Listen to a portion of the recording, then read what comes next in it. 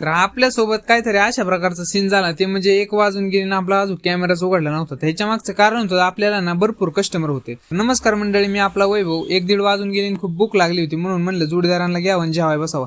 तर त्यांच्याकडे गेलो, त्यांची दुकानं चालू होती पण तीच जागेवर नव्हती, ती कुठेतरी गायब झाली होती.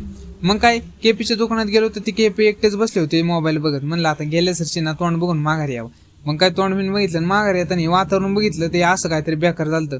म्हणलं आता पाऊस येतोय म्हणून तोपर्यंत त्याचं आगमन झालं आणि त्याने सगळं वल्लच करून टाकलं. माझा काय डबा लवकर नव्हता आला, त्यामुळे मग आमचा असा टाइमपास चालू होता. तेवढ्यात आपला दादा शेट डबा घेऊन आला आणि डब्यासोबत हे ना कुरकुऱ्याची बारकी पुडी पण घेऊन आला होता. त्याच्यानंतर ना मग काय मस्तपैकी डबा घेतलं आणि सगळ्यांसोबत जेवायला बसलो. सगळी एका जागेवर जमली. नशीब नाही तर मग आपल्या ना असताना बुकेने फार बेकारच हाल झाले होते. जवळजवळ 5:30-6 वाजत झाले होते ना आपल्याला खूप कंटाळ पण येत होता. मग काय डायरेक्ट फिटरला उचललं आणि आपल्या समोरच्या हॉटेलमध्ये चहा प्यायला गेलो. तेवढ्यात आपली भेट होते हिंदवी ट्रान्सपोर्टचे मालक श्री नितीन सर यांच्यासोबत. हे ना खूप मोठे कांद्याचे व्यापारी आहेत आणि आपल्या अष्टापूर मधल्या जवळपास सगळ्याच कांद्याच्या गाड्या हेच भरतात. तर आजच्यासाठी एवढंच. तुम्हाला जर आपला मिनी व्लॉग आवडला असेल तर लाईक, कमेंट आणि शेअर करायला विसरू नका आणि आपल्या पेजला फॉलो करून ठेवा. आपल्या असेच मिनी व्लॉग तुमच्यापर्यंत पोहोचत राहतील.